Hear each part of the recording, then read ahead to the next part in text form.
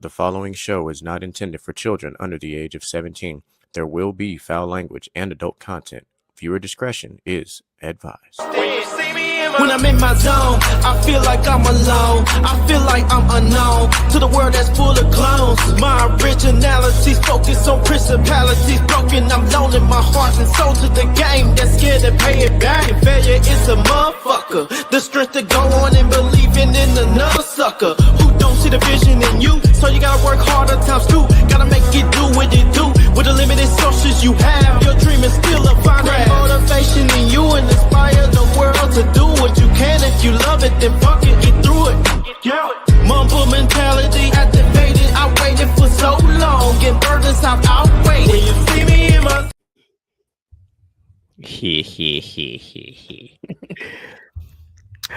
Oh, welcome to the party, folks. It's a cold ass Wednesday in the south side of Texas. It's miserable. And this weather is absolutely trash, like my headline says. It's like 31 degrees outside, but it feels like 24. And I don't like it. All right. Parts of my body are cold that ain't supposed to be cold. And I don't like it. If I ain't had these headphones on, my earlobes would have froze off already. And I'm in the house. But anyway, I digress. Welcome to your favorite Wednesday activity. We call it Gentlemantalk Wednesday. You might call it Hump Day. Some of y'all might be humping around. We just came off of National Side Chick Side Peace Day. So, some of y'all found out if you was really the one or if you was the other one. So, everybody don't celebrate like some of us do. But I'm back. I was gone for like 2 weeks. I wasn't gone, but I was gone. But I am still the one that they call Mr. GQ. I don't know what to say after that. But take me back to the Caribbean because this weather is trash. It snowed today in Baytown. In Southeast Texas, it snowed today in February. After the past couple of weeks, it's been 66, 67. We're down back into this trash winter weather. I don't think anybody reminded Mother Nature we're not dreaming of White Christmas no more. The most recent update I'm looking at right now, it's currently 31 degrees outside, and it feels like 20. So, folks, if you're in the South and you got to get up and go to work in the morning, please set your alarm for 30 minutes prior so you can get up and start your car before you sit in that car and freeze to death driving to wherever you going. I'll be one of those people because I'm going to be up early going to the gym and it's going to be cold. So I'm going to go start my car because my car show's sitting outside right now. So, guaranteed there's somebody on this podcast right now that lives up north like child's play. Mm-hmm. And that's exactly how we feel when y'all are dying in 93-degree weather up north in the summertime. Right. Say, look, if you stay ready, you ain't got to get ready. I didn't even undo my pipes from the last time it froze. I just left the shit covered. So I was like, well, we already ready. So fuck it. But of course, you guys see the headline. All right, we were supposed to have a what's up, Naya? So we were supposed to have an interview tonight, but as you can see, there's still just myself and my favorite co-host over here on the panel. So we're gonna do what we do, which is adjust fire.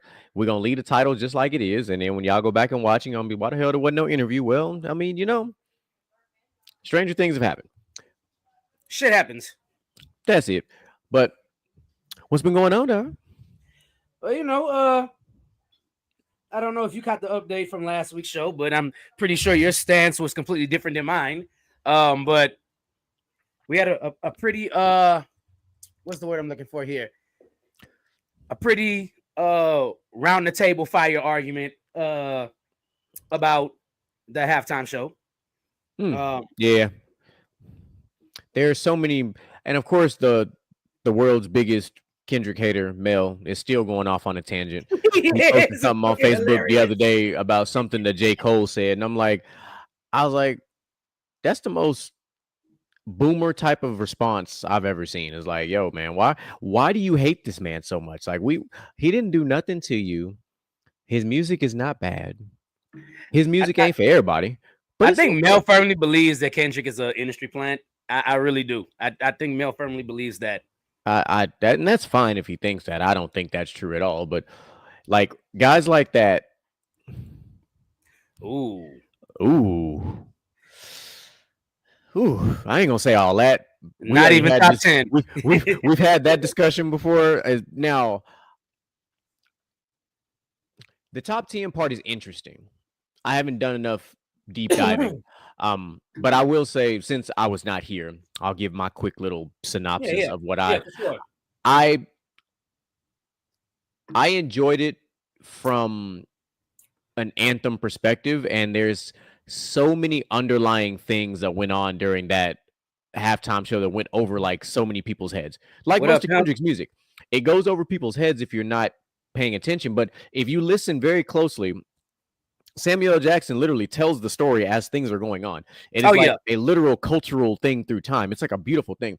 But it reminded me of, because like if you ever notice some of Kendrick's performances, they're a work of art. Let's just start with that. But some of his stuff you have to like deep dive to find the videos of.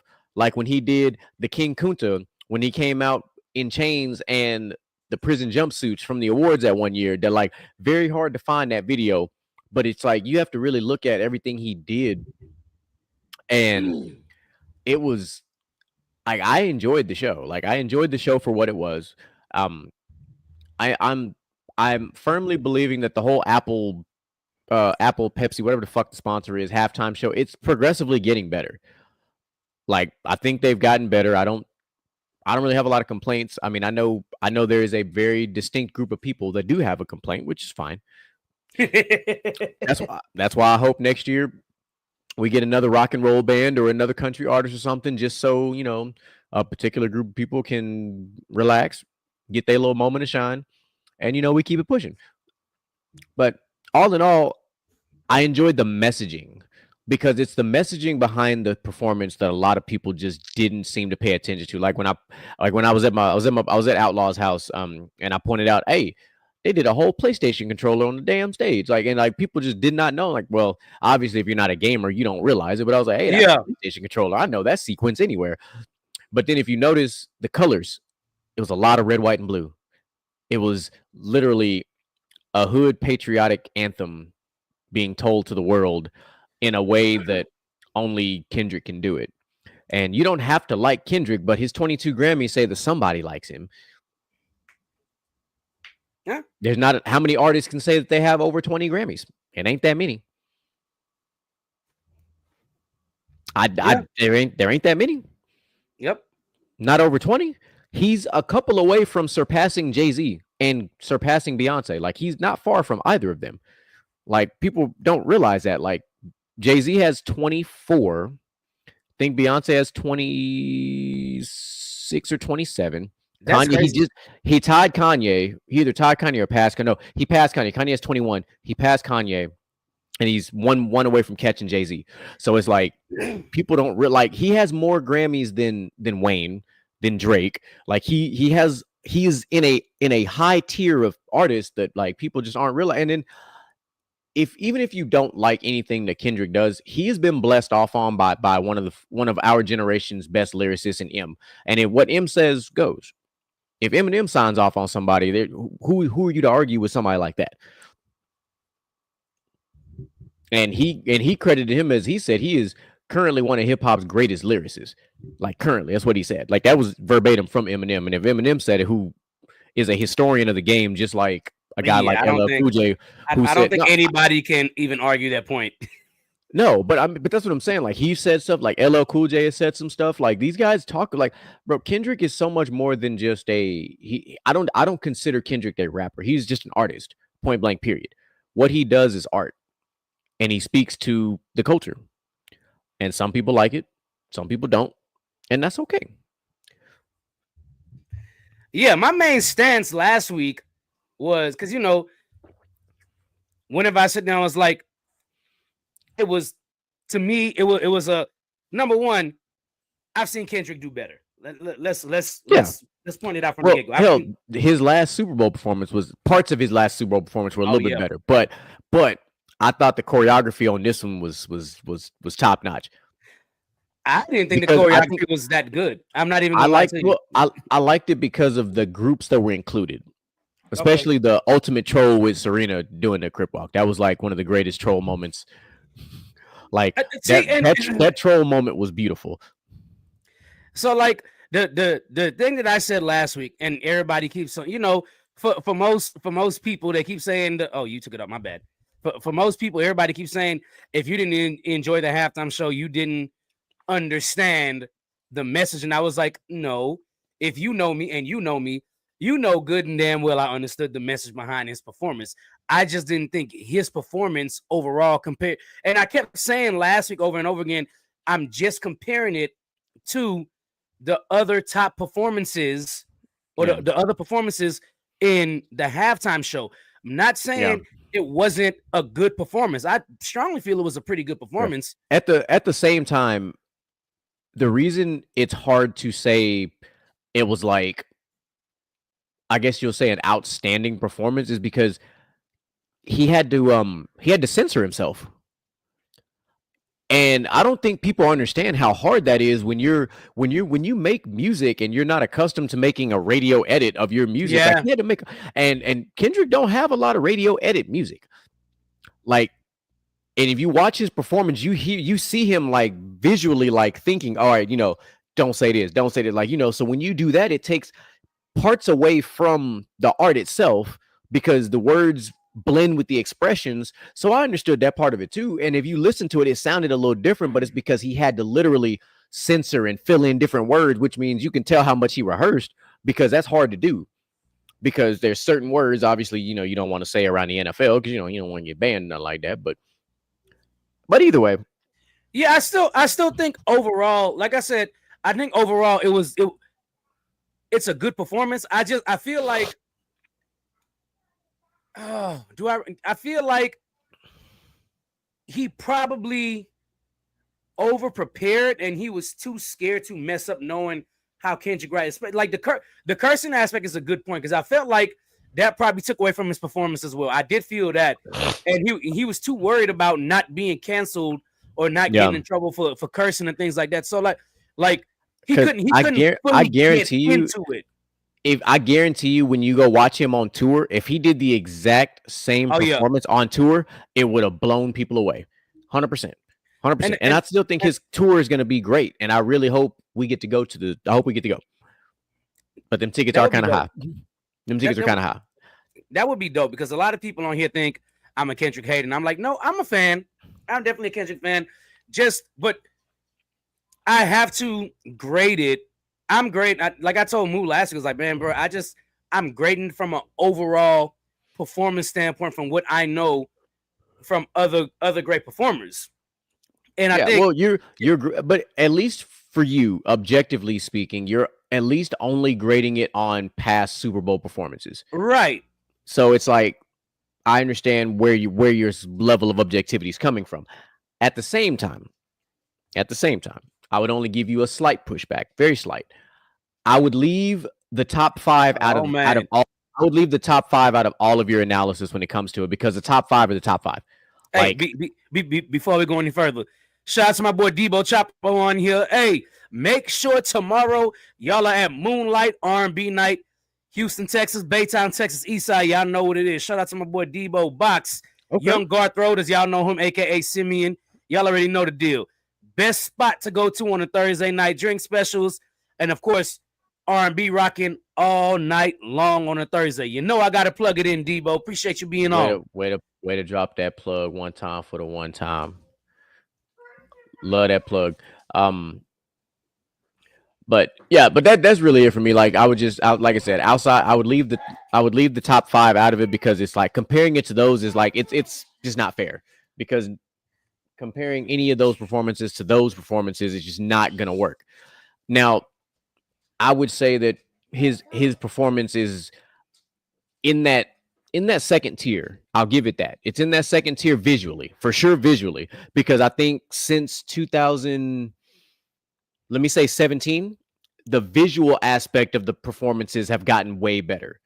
Not just the zoom in on stage. Here's what's happening, but because I think a lot of people hated the Weeknd's performance, but I'm like, visually it was beautiful because it was like a music video. Fantastic. Yeah, but a lot of people hated it, but I'm like, bro, you got to understand in that short amount of time that they have for the halftime show, for the Weeknd to put together a visual performance like that was actually beautiful. You know, so like people don't give that part of it the credit, and that's why I enjoyed Kendrick's, because the visual aspect of it, which is, you know, that choreography took a lot of time for all that red, white, and blue to be in the right places, to do all the stuff. Like, that's hard to do, and then to get the cues right. You know, is he really gonna do it? Like, all that is very difficult, and to me, those are the little nuances that makes performances to me phenomenal. Is because You're of right. stuff like that. You're So, absolutely right.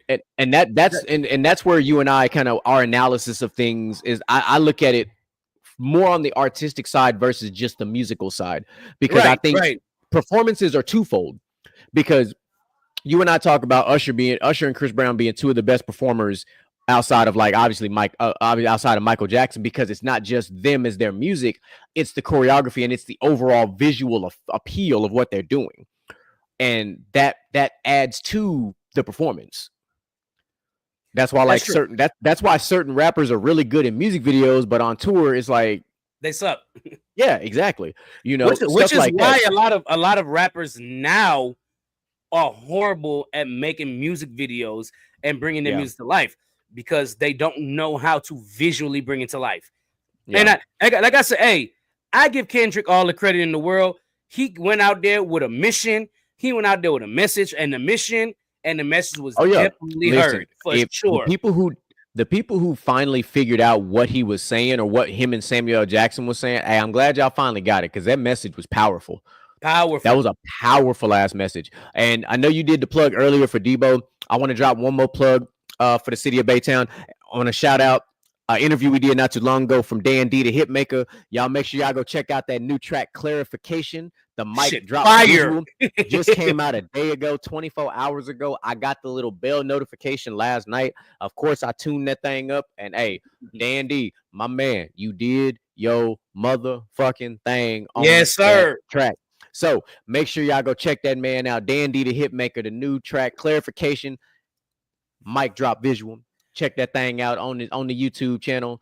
Let me actually, I'll do y'all one better. I'm gonna plug it in. I'm gonna drop it in the chat for y'all, just so y'all can go check it out. So y'all can make sure y'all plug that man in real quick.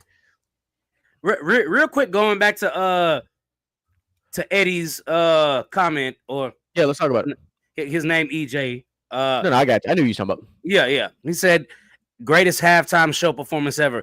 I gotta disagree. And you said only Mike Jack the top, but I still think Prince has the greatest halftime show performance ever at the Super Bowl. I was about to say, like Prince, Mike Jack, those two for sure. I like those. I think for my top 5, I might go Prince, Mike.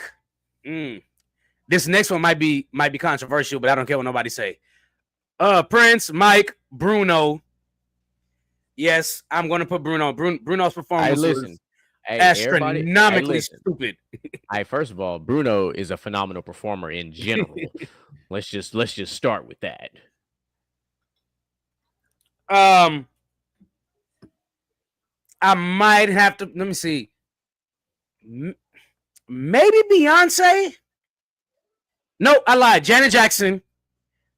Oh, the infamous one. Yeah, but before all that, Janet's performance was absolutely fire. For sure. And then 5th, I might go Beyonce or Coldplay. Beyonce and Coldplay was pretty. No, matter of fact, no. Somebody's going to be mad because I'm going to put this person's performance over Beyonce, and I'm going to do a controversial one, and I'm going to say Katy Perry. Katy Perry's performance was legitimately fire. I'm gonna drop one for you that people forgot about. Okay. January 28th, 2001. Aerosmith and NSYNC, Britney Spears, Mary J. Blige, and Nelly. Oh my God. And people forgot. Yeah, it's like people literally forgot about how phenomenal that show was. That was like peak MTV era music. Yeah, because it was MTV that did the halftime show. That was exactly. And that was literally like, I'm talking about, like, that was Aerosmith doing Walk This Way. That was NSYNC doing It's Gonna Be Me. Like, that is like Girlfriend. Could you be like that's it's hard to it's hard to leave that one out for our era of music. That is because true. those are our artists. Like these are elementary school, these were our artists. Middle school, like Nelly became big for us. Like these are our artists. Like obviously Aerosmith is previous, but the rest of these artists were literally us as kids. Like this is what we grew up with. So I understand, of course, we talk about Mike, Jack, and Prince, but we were barely born. But we were of thinking age when we saw that particular performance. So it's That's like I don't want absolutely people to forget. And then there's another one that happened a few years later, February 1st, 2004. I just for some reason knew he was going to talk about the Super Bowl, so I had like my little notes up here. And that one was that was Janet Jackson, P. Diddy, Nelly, Kid Rock, Justin Timberlake, and Jessica Simpson, another MTV one that also was actually really good. So Nelly has been on multiple Super Bowl halftime shows that people like kind of forgot. But of course, we had Prince again in 2007, in February 4th. That was in Miami.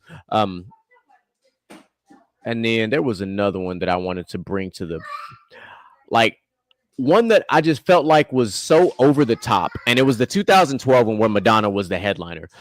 But it's because LMFAO, Circus Soleil, Nicki Minaj, MIA, CeeLo Green, Avion High School Drumline. Like, I mean, you had HBCUs all over the place. You had like, it was a spectacle. And this is the stuff I'm talking about. The visuals really started to pick up as we got bigger. And like that, and Madonna is obviously one of the most timeless artists we have. Like Madonna has been around for a very long time. And still, think about this is 2012. Madonna has still dropped 3 other #1 hits years prior to this in the 2000s era. Her and Justin Timberlake had bangers together. So it's like, there have been other Super Bowl performances, and the following year you had Beyonce and Destiny's Child in New Orleans. That also happened. That was like. So let me ask you this. Go for it. Right. Let me ask you this. Obviously we talked about this. I think before you were gone on your 2 weeks, or we talked about the first week you were gone. Just who you would pick next to do the Super Bowl, and I got 2 artists that I personally picked out, and okay. I don't know if people like it. And I did not pick Chris Brown for the fact that Usher didn't do it until he was in his 40s, and I don't think they'll do the Chris Brown one until he's in his 40s too, based off everything that happened with Jay-Z. So and Rihanna. I kind of disagree with that one. I actually think Chris Brown would be a breath of fresh air. Oh, of course. No. The only reason why I didn't pick Chris Brown is because I don't think Jay-Z will do it until Chris Brown is at 40. I think fair enough. Next year you need to have somebody who appeals to both crowds. Because I also put on Facebook, they were like, tell me 10 black artists that could do the Super Bowl, and I named 10 of them. When I put Shawty Low up, not Shawty Low, Lord Jesus, forgive me, R.I.P. Shawty Low. I keep saying it, but I'm talking about Flow Rider. I said I would Flow Rider would be a good, because Flow Rider appeals a lot to more, even though he's black, he appeals a lot more to pop music and white people. But my 2 and everybody, all the black people was like, nobody listens to Flow Rider. I said, y'all lost your mind if you don't think white people listen to Flow Rider. if you don't go out, you don't understand. So can I push back borderline controversial? Right, but let me get my 2 off first. Yeah, get those, and then I'm gonna bring a controversial point your way. The 2 people I picked 1 black person and 1 white person. Okay. The white person I picked was Dua Lipa. Because Dua Lipa, she's international. Right. It was between her and BB Rexha. Like I couldn't. I could see both of them. I could see both of them actually. Right, and then my number 1, you cannot hold on real quick. Let me look. If they didn't like Kendrick performance, they're not gonna like Killer Mike performance. I don't think Killer Mike, Big X the Plug in the game can censor their music enough for a halftime performance show. But you know who can? And this is my number 1 pick to do the next Super Bowl. T-Pain. Okay. So too many hits. Okay, so I'm glad you said T-Pain. So before I bring you my controversial point, I'm going to add to your last point. And because there's somebody who we need that we have not had that would be perfect to pair with T-Pain, and his name is Pitbull. Yeah, him too. Yeah, Like, how have we Pitbull not did had the Pitbull? How have we not had Pitbull as a Super Bowl halftime performer yet? Pitbull did the NBA All-Star Game halftime show or pre-show. I want to say in 2015, and it But was legendary. if you listen, I can listen. You know how they did it a couple years back. They did when they did the Kendrick and all them before Kendrick went out by itself. So walk with me on this one. So if we did, because this is how we go back to the 2000s nostalgia, and this is what I would do: T-Pain, Pitbull, Ludacris. Hold on, real quick. I would do Oh shit! I do not remember the last time this man popped up on the show. But when I see Willie, it's because I be paying attention to what's happening on the Gauntlet podcast. When I see him on the TikTok, he cracking me up. How y'all doing, gentlemen? Your edits be cracking me the hell up, man. You be doing some shit on there, especially some of your Pokemon takes. I'll be like, hey man, I love being in my 30s and still being a big Pokemon fan. I'm glad I ain't the only one. Yes, Lord. Yes, Lord. I wanna be the very best. It's funny. Like I had turned on. I'm still playing Poke MMO. I just turned it back on for like the first time in a couple months, like last night, to do some gym runs. I was like, oh yeah, I forgot how much fun this fucking game was. Oh yeah. But what's the deal, man? What brings you to the festivity? Chilling, man. Chilling. The title. Got the invite earlier. I appreciate you guys inviting me on. I'm here. I just got done talking about the new iPhone. They complaining how bad it sucks. Of course. I mean, but it's the iPhone though. Like, there's only Android people. I love iPhone, but y'all know me. I got to, when my company mess up, I got to call it out. Yeah. It's trash. It's trash. How you gonna come out with a phone that you rebranded it from the SE to the 16E? Then you take both the cheaper models. The minute this phone gets announced, you discontinue the other two that were cheaper. Because they got to force people to buy stuff. Yeah, you discontinue the other two that were cheaper. That's the first thing. Second thing, when you look at this piece of trash phone, most iPhones have MagSafe. This phone ain't got no MagSafe. And don't forget they trying to force the AI on you. Oh yeah. That comes with the phone for free. You can turn this shit off though. Yeah, well, listen, I got the iPhone 13. You know what? Listen, I upgrade phones very slowly when it comes to iPhones. Like, I don't need the latest and greatest. For what? You literally can upgrade your phone every other year. Yeah, like so. I've been with Apple. I officially turned on to Apple in 2018, and my first phone was the iPhone 7 Plus. I got it in product red. Phenomenal phone. It was a great phone to start with. And then I went to the X, and then I went to the 11, and then I went to the 13. And I'm cool with 13. Like, I like the 13. I actually think, and I still got it in product red. I love the product red sets of phones. I just do. Something about that phone is phenomenal. And I got the 256 gig model. Perfect for me. Like, I don't need a $1,000+ phone for what? Like, we talk about this a lot. I'm glad that Willie's here for that. Like, we talk about the flashiness of the culture. Like, we feel like we have to have the newest, the most expensive, and it's like we really don't. It's like that's something you do when you in your 20s in college and you broke, but you use all your money from fast for to buy a new phone type shit. Right. Not if you got kids and a wife and a house, car notes and shit. You like, look, I don't even want that extra money on my car note. I don't like my phone bill being like 25% higher paying off the phone in the process. I haven't heard the term FAFSA in so long. Hey man, that man say you use your FAFSA. Hey, you don't act like folks wasn't using their FAFSA for dumb shit. They're still doing it. Exactly. That's why FAFSA's so strict now. Yep. Good luck trying to get something past them now. Listen, thank goodness I got Uncle Sam's money to take care of what I got to take care of. But yeah, it's stupid, man. And then on top of it, the camera, they talking about, you get a 48 megapixel camera. That's fine, but too bad you don't cut back on the software on it because there ain't no camera button on the 16E. Just like on the other 16 series phones, there's camera button on the side. Ain't no camera button on their phone. Yeah. It's kind of, it's also kind of laggy. Ladies and gentlemen, welcome Willie to the show. GT by PVT. PVT is here tonight. And a lot of other things. And we definitely gonna dive into everything that Willie does. So y'all make sure and stay tuned. I want to make sure I preface this accordingly because this is the perfect. I'm about to tie some shit. I love doing full circle shit.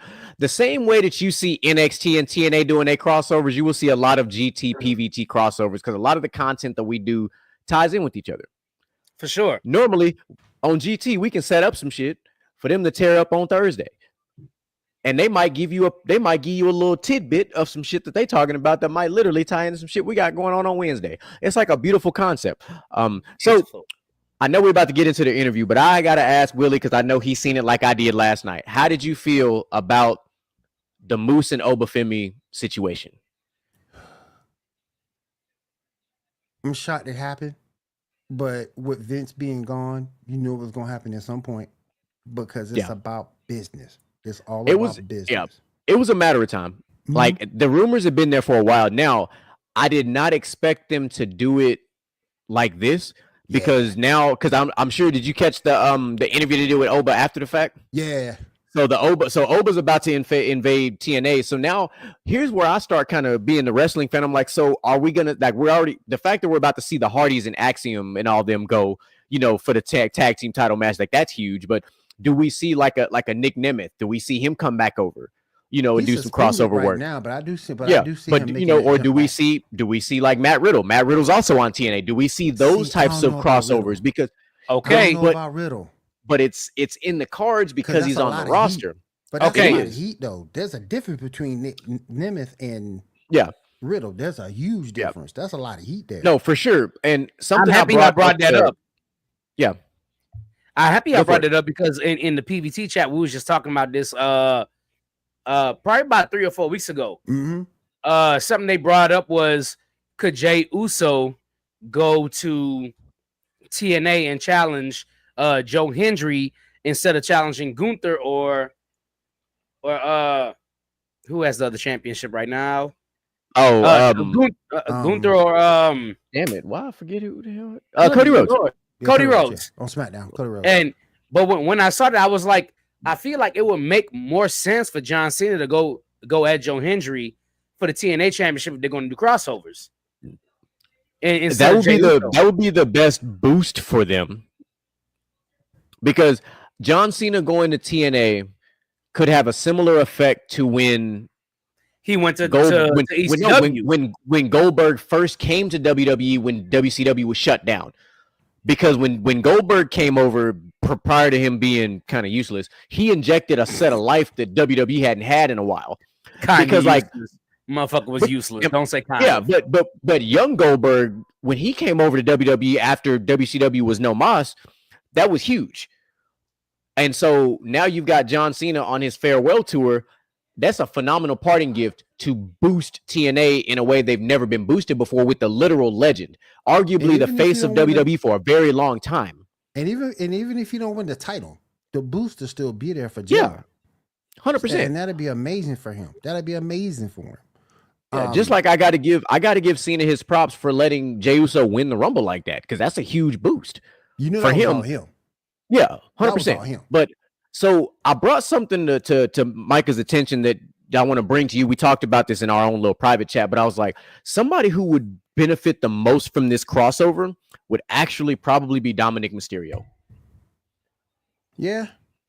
Because Dom's heat on WWE would translate really well to the TNA side, because if you're a wrestling fan in general, you already know who he is. But he actually has gotten a lot better in the ring. He has a few little slick moments. He's improved as a wrestler. But I think his mic skills, minus him getting booed half the goddamn time, he's getting more and more believable on the mic, which at first he wasn't. At first it was kind of like, what are you doing? Like, I wasn't a big fan of the prison gimmick. I was like, this is kind of stupid. Like, this actually is kind of dumb. Like nigga, you Ray's son. Stop it. Yeah, like you was about to use. You almost fucked his whole character up. But like, I was like, he was already with the Judgment Day. He was already on some bad boy type conversion type shit. Like, he was like, they kind of used him like that nerdy guy that got with the gothic chick that turned him. That's basically what happened with the Judgment Day. And now you got him with Liv Morgan and all this other stuff. Which, how you get that lucky for a gig though? Bro, and not to mention, Andy's married too, and his wife is cute too. His wife got to deal with both of them. Yeah, it's a beautiful love triangle that he is involved with. But you know, I think that y'all niggas wild. I think I think the person who's going to judge how these teenage crossovers go, and it's a lot on her massive shoulders. Yeah, that's how good Jordynne Grace does. Yeah, because I think Jordynne Grace is going to do great because when she came over on NXT, and she went toe to toe with the Prodigy. Like she should have squashed her. She should have. But I got to give her props because she really worked that match. She really did. Work and put you over. She'll work and put you over. Like, don't get me wrong, Roxanne Perez is extremely talented. She is one of the brightest young stars in the women's division.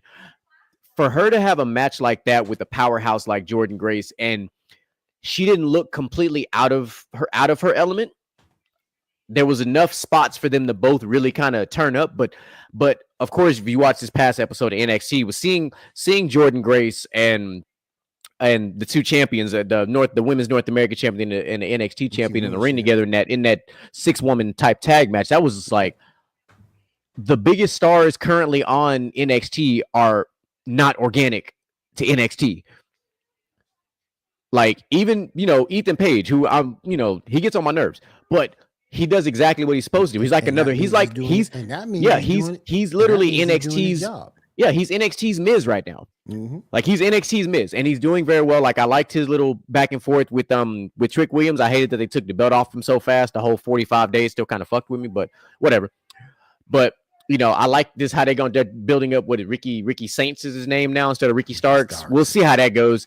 I wasn't the biggest fan of him in AEW anyway. No, so I don't know how this is gonna work. Want to be rock?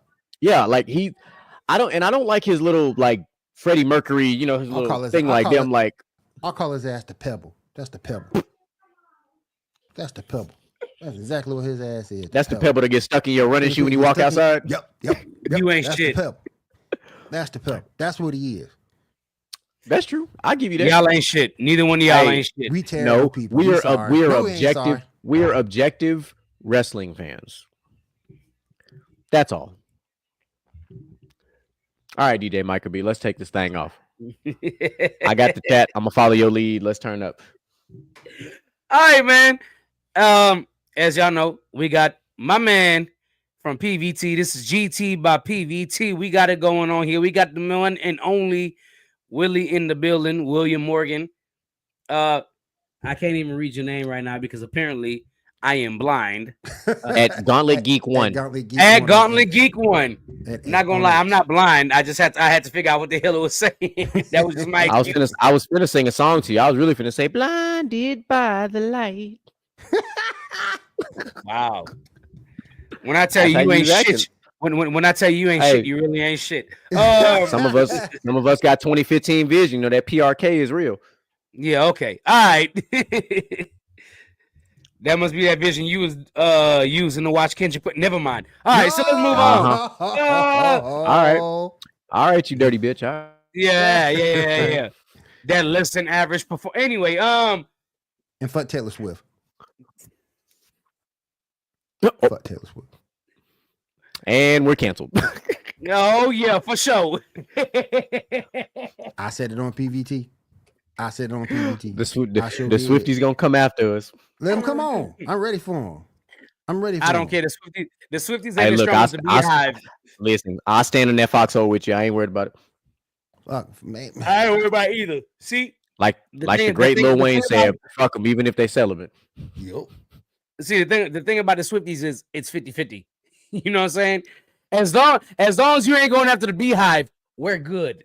Okay. Well, we did go after the Beehive though on this show twice.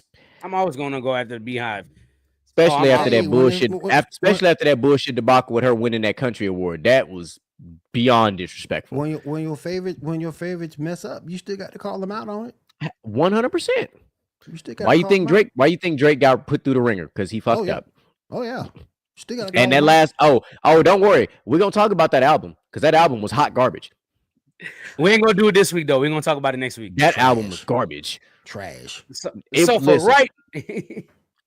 But my teenage daughter loved it, which tells you the audience he was targeting. Oh, all of them do. A minor. All of them do. But the thing about it, they ain't targeting the right audience because the right audience you need to target is the people with the money. First of all, Drake pushing 40. He need to be talking to the adults. Yep. It's time for this nigga to retire. But it's time for Kendrick to retire too, because Kendrick old ass, he need to retire too. Anyway, all of them, Kendrick, Drake, and J. Cole, the big three. It's time for them to retire. I know.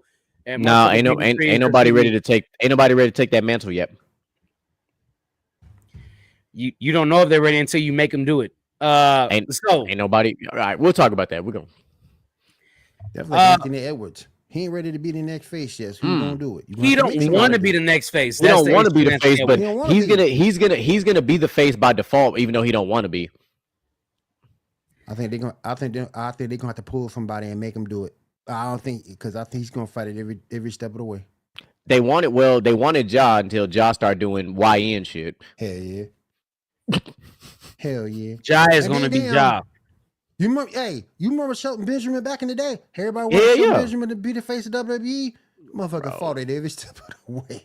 Yeah, but he also got hoed out of. He should have had multiple world championships. He should have. But he fought it every step of the way. Went over to Japan, learned how to talk, came back, and now he was that much better. And then they tried to bury him with the gold standard with that damn blonde hair. Yep. Well, y'all already know what time it is.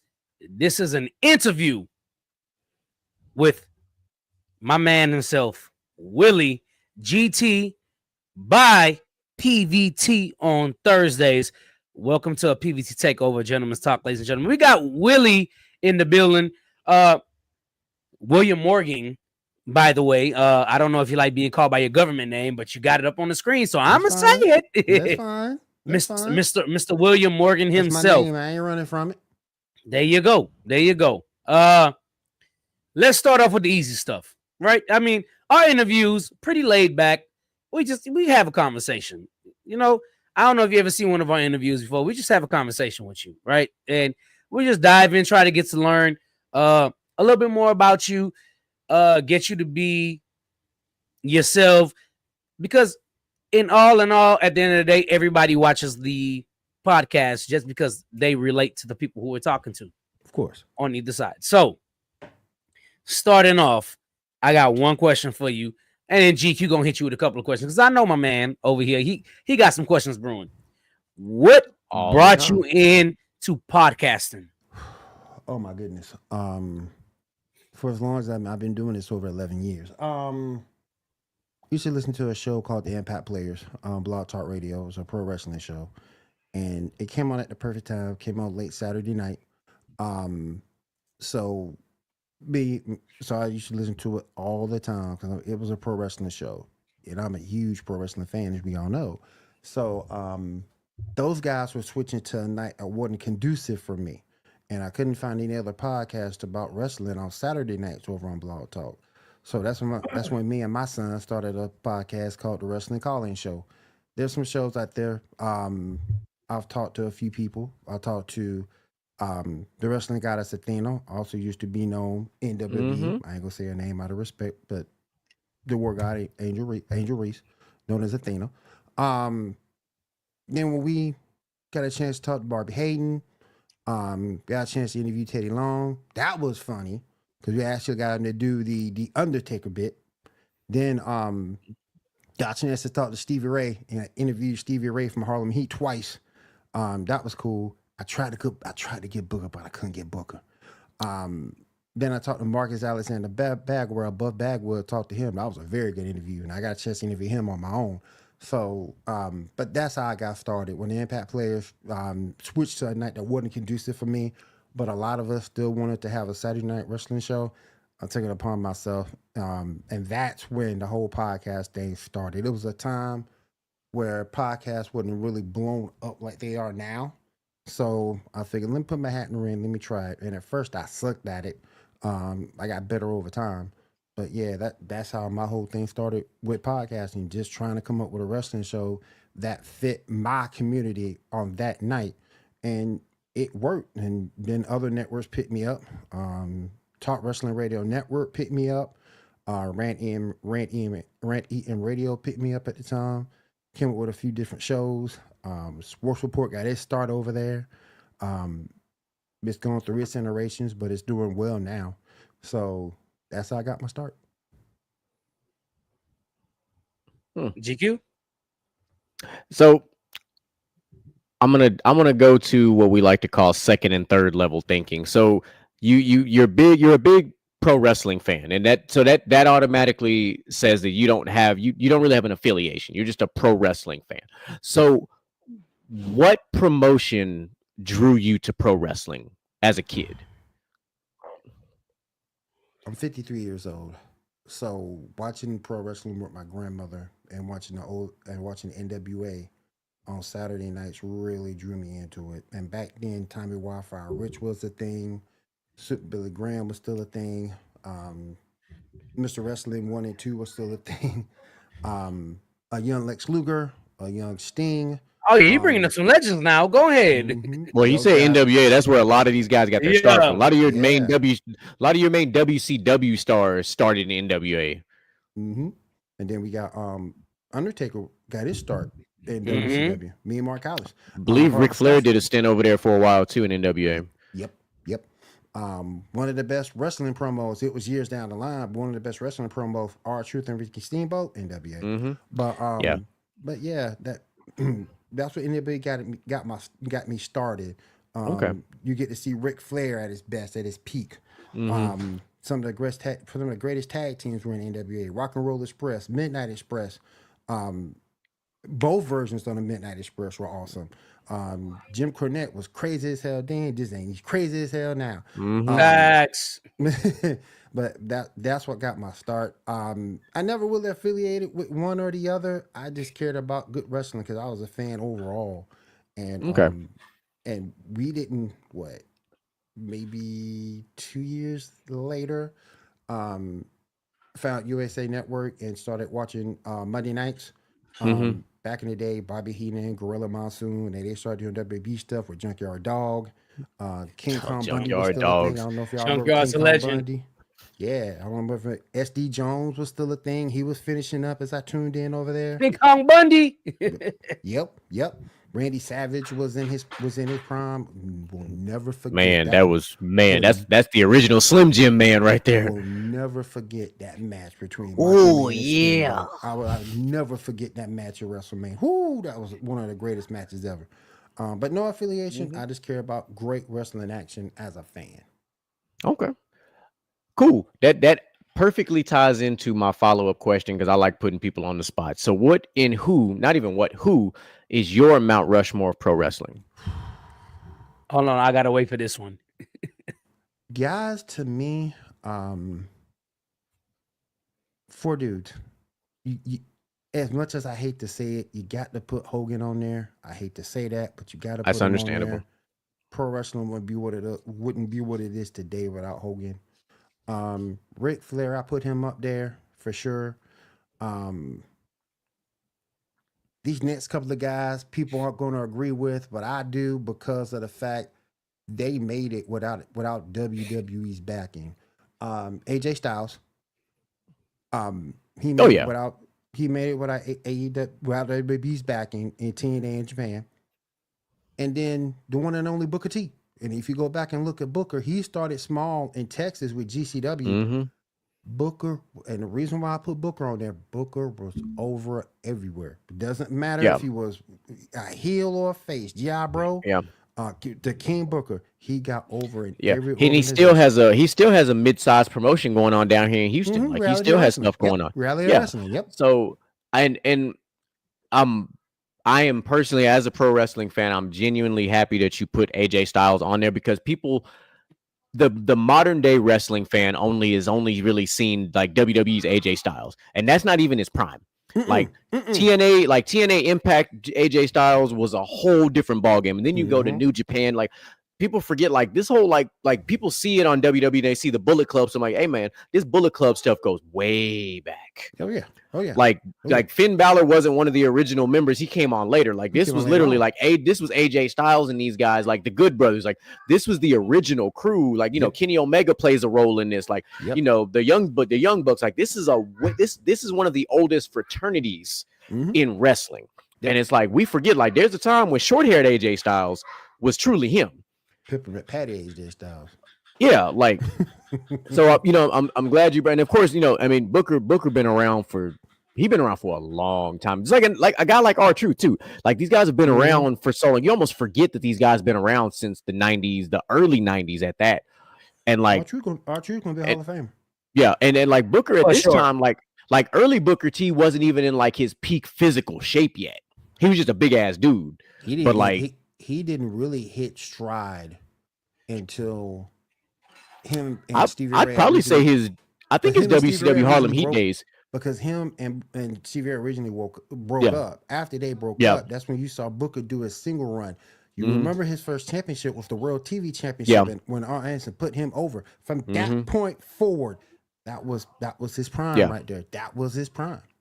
Yeah. Now I still think the segments between him and Stone Cold Steve Austin are some of the greatest TV we've ever seen. That was the supermarket promo is always going to be one of the greatest things you've ever seen. Like that is an all-time pro wrestling. Like to fight in a grocery store, like is just that.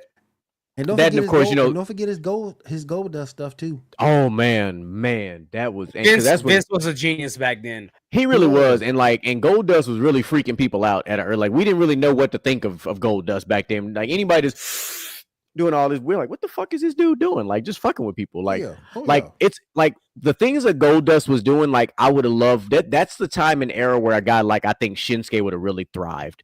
Like that was the era. It's hard to find a place for him now because he doesn't really fit this current era. No, his style doesn't. But he would have fit his style and him not speaking English. Yeah, he would have fit in the Attitude Era perfectly. Perfectly. I don't mean anything in a bad way about that part, but it's just the fact that with the manager not being in play like the manager used to be, it kind of hurts Shinsuke a little bit. It does. He needs a mouthpiece. He needs a mouthpiece where all he got to do is show up and fight. Like say few words, all is good. Because we like if we go back and just even a guy like Yokozuna didn't talk a lot. He had a mouthpiece and then he fought. And certain characters, even the multiple personalities of Viscera, he had a couple of personalities where he didn't talk much. He had a mouthpiece and he just fought. So it's like some of these characters just fit better when they don't have to talk much because it wasn't an indictment on their ability to cut a promo. It's just when the language barrier is a thing or someone is not as fluid on the mic, it does take away from the overall persona of the character. Because even if you go back to 90, 95, I think is when it is. Like if you look at when Undertaker first really debuted at that Survivor Series, not Survivor, I'm sorry. Was it Judgment Day? Whatever that pay-per-view when he first debuted. His promos back then, he didn't talk a lot. It was Paul Bearer. Paul Bearer who did it. Who did about 85% of his, and all he really said was rest in peace. That was his main shit. But then you go to the Attitude Era and you're like, who the fuck is this guy? Like the promos that he was cutting, even as the Undertaker, he was cutting these short little, I'm gonna say 30 words, but it was impactful as hell. Like the most talking he really did was when he was the American Badass. That was the most talking he had ever done. Because as the character like that, to carry a character like the Dead Man throughout time, like this guy went from the 90s to the 2000s to the 2010s to the 2020s and did it. Even when he teamed up with Kane, he didn't talk a whole lot. Yeah, he didn't have to. Neither one of them. Like Kane did his little Darth Vader thing, which I know a lot of his character had to be inspired from Darth Vader, just the way the mask and the talking, like it just and he did that low vibrating thing, so it worked. Kane. Who didn't? Kane stole. He will forever be goated for stealing the promo from The Rock and Hulk Hogan in the backstage. He would forever be goated for that. Let me tell you about Kane. If you had to sum Kane up in one word, I want to see if you're agreeing with this. If you can sum Kane's career up in one word, consistent. Underrated. Consistent. I would say I could buy underrated, and I like the thing with him. I think that story between him and Undertaker just might be one of the best pro wrestling storylines because it was literally made up. But you as a kid, me and obviously me and Mike are younger than you. So as kids, I really thought they were brothers. I thought they were brothers. I was invested.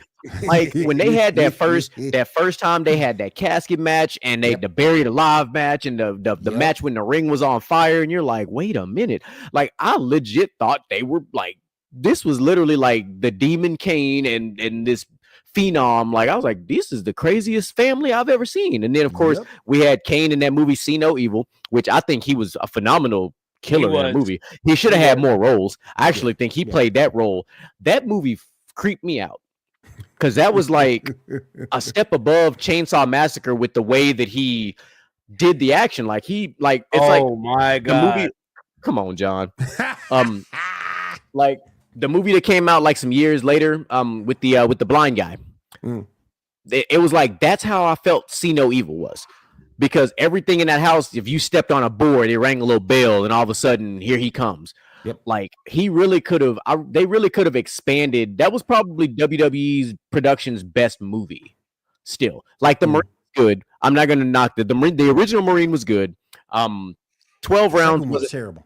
12 rounds was actually pretty good. I enjoyed Walking Tall. Most people didn't. I actually enjoyed Walking Tall. I was a fan. I like Walking Tall. I don't know why people don't enjoy it. A lot of people didn't like it. They thought it was mid.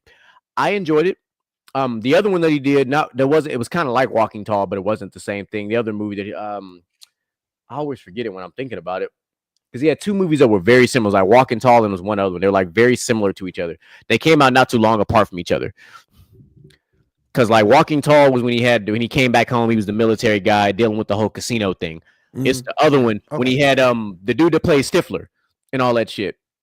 The one, so he had that movie, the one with the family and the diamonds and all the other shit. That's the other one. I can't remember the name of it off the top of my head right now, but that one actually was pretty good too.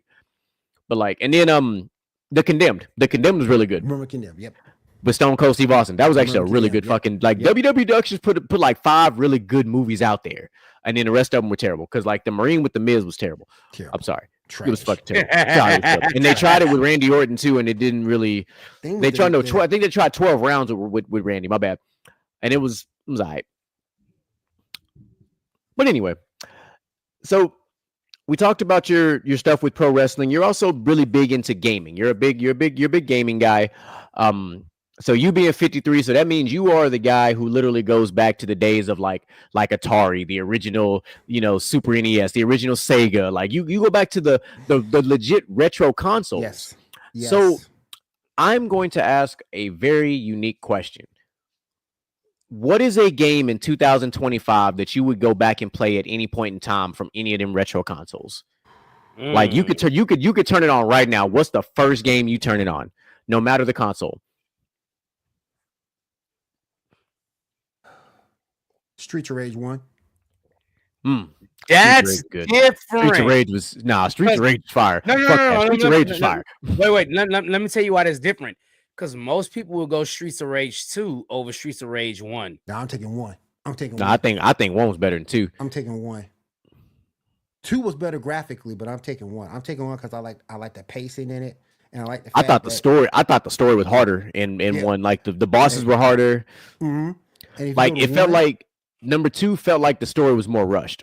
And if you go back to 1, they actually had backup. Yeah, you remember you pressed the button and the little police car come up with the little napalm that came down. That was kind of cool. When you get your bad guy down to half health or more than half health, just press the button, boom, and that's it. Yep, you pretty much done. I thought Streets of Rage 1 was so much fun. I thought it was the best one. 2 was decent. They tried to recapture the magic with 4. It just ain't the same on Switch. No, for the Switch. I haven't played it for anything else yet. Because they tried to, I believe they tried to remaster it. It ain't the same. It's hard to do a lot of that stuff because like to capture all that from back then and try to bring it into 2025 is just really hard. Like it is. It's just really hard. Like because I had talked about this. I know they tried to do it 11 years ago. I think it's 11 years ago now when they tried to bring back Killer Instinct and they remastered. Yep. They tried. Yep. That to me is a game that should have came out now. Should have been remastered now because I think Killer Instinct now would be phenomenal, especially on PS5 and 120 frames per second, like they did Devil May Cry 5. Like I'm sorry, Devil May Cry 4. Excuse me. That is where Killer Instinct, because we've got Mortal Kombat has stood the test of time. Tekken has stood the test of time. Killer Instinct should have stood the test of time. Street Fighter. Well, Street Fighter is Street Fighter. I felt out of love with Street Fighter when like I fell out of love with it after Alpha. After Alpha 3, when they changed the combo system, it made it harder to play. It took the fun out of that game. Yeah, damn right. They needed to. No, I would rather play DOA 100% over Street Fighter after Alpha. Like DOA, because like DOA, like look, you can end that fight in 4 hits. No, or you can end that like 12. Never ever. like after Alpha, I just couldn't. I couldn't get Alpha 3. like I tried to play the newer ones, and I just can't get into it. Them shits was the exact same. Like Mortal Kombat, I love it. It just got smoother and smoother and smoother the more Mortal Kombat games that came out. Yeah. Like the combo system is so smooth. The combo breakers are smooth as all get out. You know what's so crazy about that? I feel the exact opposite between Street Fighter and Mortal Kombat. I feel the exact opposite. I feel like Mortal Kombat did not get smooth. The only thing that got better was the graphics. Oh no, I think everything got better. Like even the stories got that much better with Mortal Kombat. Like especially with the new one. Like I just beat Chaos Realms like 2 months ago. And then you got the newer characters in there too. Yeah, to me, Mortal Kombat got too arcade-ish. It started as an arcade game. No. When I say too when I say too arcade-ish with the storylines and things, it was no more. It was no longer more just say, I pick up the controller, you pick up the controller, and we go at it. And that's what I appreciate about Street Fighter the most. Street Fighter stayed true to the origins of, hey, you pick up that controller, I pick up that controller, and we go at it. Mortal Kombat, like Tekken 2. Tekken started getting to the point where they were at where they added in not necessarily storylines, but the modes got too crazy. Too crazy. Like it went from when it was 2 characters on the screen to you're running around in the story mode and you're fighting 5 and 6 people at a time, and it's an overhead view a lot of the time. I hated it. I absolutely hated it. Yeah. Well, I mean, and Mortal Kombat dived back and forth. We had Shaolin monks. We had all the other type of games like that. And even with the new Mortal Kombat, you have like a separate mode that you're referring to that you kind of run through and you beat a bunch of challenges. But the overall, like, if you and me pick up the controllers and play, it's still the same. Actually, it's a lot more intense, actually, because there is like, and it's mostly because of what Willie said. It's the characters, because now you might be a Scorpion and Sub-Zero guy, where you're like, well, you know what? I'm gonna go pick up fucking the Terminator and I'm gonna beat your ass with the Terminator because I can, or I'm gonna beat you up with fucking Scream or the Predator because I Homelander. Yeah, or with Homelander. And that's what I'm saying. The same way y'all feel about Street Fighter peaking after Alpha 2 or Alpha 3, I thought Mortal Kombat peaked at Mortal Kombat 3 and didn't get any better going forward. Oh, you missed out on a lot since then. Oh yeah. I've played every game since then. I just thought Mortal Kombat 3 was the peak. I won't even lie to you. With Mortal Kombat 1 and the one previous, this whole story with Kronika is phenomenal. Like, agreed. That by itself could have been a whole Mortal Kombat movie. Literally, somebody who controls time and all the realms. That's what the Mortal Kombat movie should have been based off of. Was literally Kronika and Garrus and all that shit. Because that shit was wild. Right, and that's also my pushback to Mortal Kombat. They wanted to do more story stuff, and for me, it was just like, okay, it's not hitting the same. The arcade style of one versus one, I just didn't. I was like, this is pretty lame now. You feel like it didn't exist, right? Yeah. So, and a lot of people, you're not alone. There are a lot of people that feel that way because on the original Mortal Kombat games, you beat the game with individual characters and had their little individual story. On the newer ones, I think Mortal Kombat X and beyond, it was an all-encompassing story. Yes. Personally, as a MK fan, I enjoyed the all-encompassing story more because I had to use multiple characters.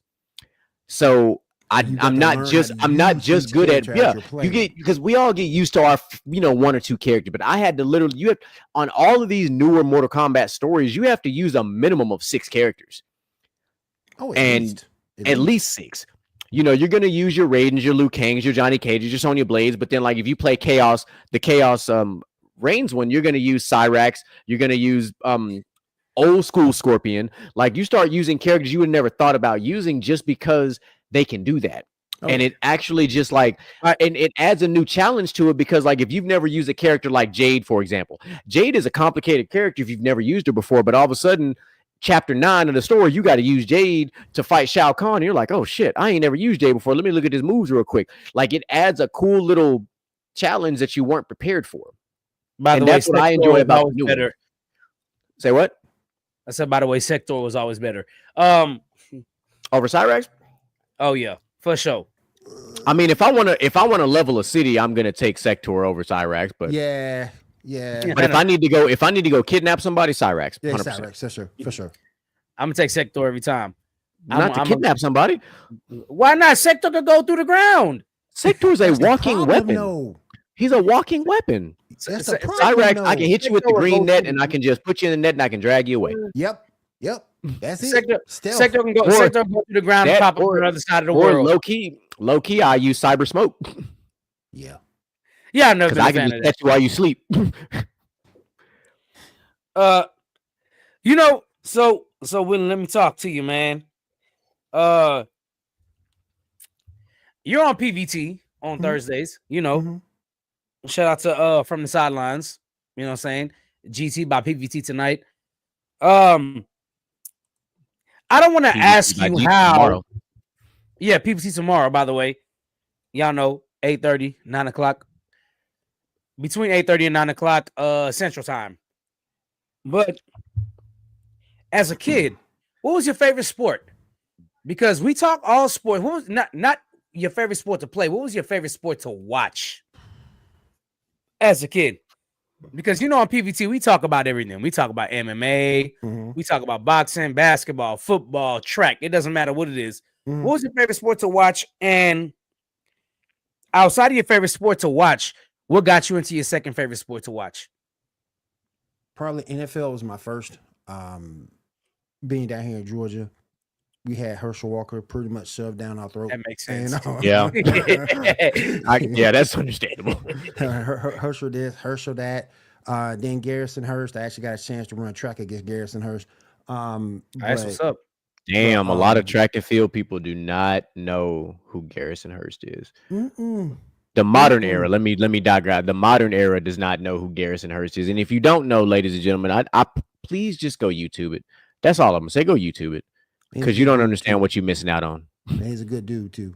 But yeah, probably NFL football first. Been a New Orleans Saints fan. It was kind of hard being in Georgia because everybody was looking at the Falcons. I was looking at Saints. But yeah, Dawn Patrol. And then after that, I sort of kind of migrated over to basketball. And Jordan wasn't where he was at that point. It was more me watching Magic, Larry, and the Pistons doing their thing. And then Jordan came along later. So NFL first, basketball second. Favorite player of all time was Michael Jordan. Not just for the 6 championships, because people say that's what all Jordan fans. We look at y'all just looking at the championship. No, that's not no. It's not only what he did, it's how he did it. Go ahead and It's how speak. he did it. Speak on it. Speak on it. And that's what drew me to watching Michael Jordan. And everybody keeps saying, well, I know y'all done heard this. Well, if you're looking at championships, and this is what these bronze-sexuals say, if you're looking at all these championships, you need to go look at Robert Horry, bronze-sexuals. Horry got more than your guy, too. He got more than your guy, too. Just to let y'all know. I mean, if you don't know, now you know. Now you know. Now you know. Oh, we know about Big Shot Bob around here. That's one. Oh, yeah. DJ Michael B talks about Big Shot Bob all the yeah. time. And you have to respect a guy like that.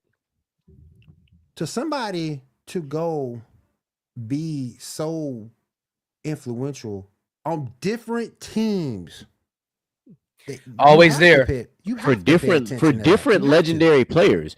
Like he's one of his biggest shots literally changed the course of the NBA. Yep. In that series against Sacramento because of Divoc's stupid ass lack of rebounding.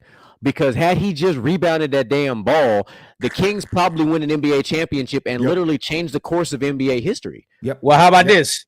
That's not the only one. Because we could fast forward to 05 when the Spurs passed the ball into Ginobili. Ginobili passed the ball back to Robert Horry. And game 5, his fourth quarter and overtime is freaking legendary.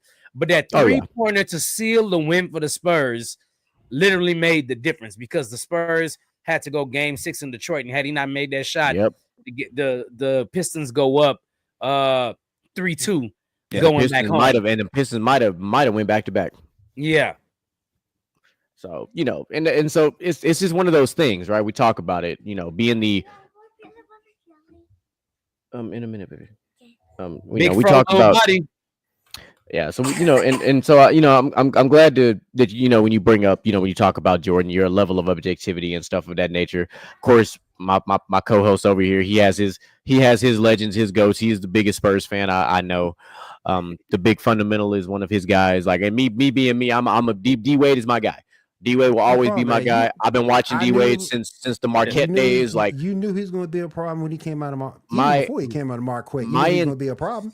My entire basketball game came from D Wade and a little bit of Magic Johnson. Like, watching a guy that small at Marquette drive up against 6, almost 7 footers, get knocked down and still make these phenomenal circus shots. You were like, that's beautiful. And then he goes to the NBA, and it's fine. If you guys haven't caught his interview during All-Star Weekend, it was a phenomenal interview, by the way. He just kind of talks about his run, which still to me is single-handedly one of the best playoff runs in NBA history, is D Wade's championship run. To do all the things that he did, like, it doesn't truly get the respect it should get. And I feel like in terms of PER, it's the best. Yeah, it is. PER is 100% the best performance ever. But I can't say that out loud, because then some bronze sexuals and some Jordan heads will lose their mind. Then it's fine. But hey, I just tell them go look at the numbers. That's all I say. Just go look at the numbers. I'm not arguing with you. Listen, if you're looking at shooting guards, he's there. He's 100%. there. It's not a debate. If anybody has D Wade outside their top 3, I literally discredit their basketball knowledge. You don't know the game. The Wade still has some stuff that still has records that's standing still. Yeah. Well, I don't think him averaging a block is ever going to be beaten by another guard. Not the way the NBA is currently constructed. They're like, it's just not no. And it's like, and even if you look at his skill set was ridiculous. Like, had he come out in a different generation that was not the LeBron generation, we have a whole other conversation. Mm-hmm. He still won a championship before LeBron. But, like, imagine a guy like D Wade coming out in like that in this 2020s era of NBA players. Like, if he was here with the Ja Morant and the Anthony Edwards and all these guys, imagine a guy like that in this NBA right now. Dwayne Wade would absolutely go fucking crazy. First of all, he would already have multiple championships and multiple MVPs and multiple defensive players of the year. He would be on a Jordan level trajectory in this current NBA if he came out. 100%. You never had to ask yourself, did D Wade have that dog in him? You already knew it. No, listen, when a thing like Wade County is a thing in Dade County, that tells you everything you need to know. Yep. That's all you need to know. Like, the fact that Shaq went to his team and took a back seat to him told you everything you need to know. So for me, like, I'll never not be, a fan of his. Like, he's one of the best players. The fact that the 2000 MVP should have went to D Wade, and LeBron robbed it. We're not talking about it. Okay, all right. I'm still trying to figure out how that happened. Okay, it's the same with it's the same with the D Rose situation. But it's okay. I don't. The reason I'm not as upset is because we still got the rings to back it up at the end of the day. And as a player, if I was ever a professional player, like stuff like MVPs, defense, all that shit wouldn't matter. How many rings I got? How many rings that how many championship teams was I a part of? Because that is far more important to me. Because at the end of the day, that's what you're judged on. It's not fair, but it's the truth. So what sports did you play growing up? I mean, only thing she told you no. I tried the football thing out, and it wasn't it. And it led me right to track. It led me right to track. I tried to play tight end when I was in school. That ain't work out too good. So I ended up. Well, damn, how tall are you? I'm 6'3.5" now. What was I? I was out 6'1", 6 foot. I think high school. Mm-hmm. I think you'd be the tallest person from the sidelines if you're 6'3". God damn. It's either him or Troy. Troy is every bit of 6'2". I'm 6'3". I'm 6'3.5", 260. That's crazy. Big as hell. And then you said 260? Mm-hmm. God damn. And then I went to track, and bro, it's been hard. I've been as heavy as 371. So it's been a struggle. 371. At what age? 40. I was 371. I just got divorced. I was 48, 40. Yeah, I was 40. No, 46. Okay. I was 46. And I just got divorced and I just put on a ton of weight. Put on that depression weight. The divorce would just do that to you. But then trust me, speaking from experience, I understand. Yeah. But all of a sudden one day, I don't know what day this was, I just said, the hell with it. I'm gonna lose it. And I just started walking more, drinking more water, playing Pokemon Go. Then I started going to the gym, exercise, 2020, and everything like that, man. And then, hey man, who didn't play Pokemon Go? Oh yeah, and the one thing that helped me out a lot, and and then the one thing that helped me out a lot too, and I stopped eating bread. What up, OG?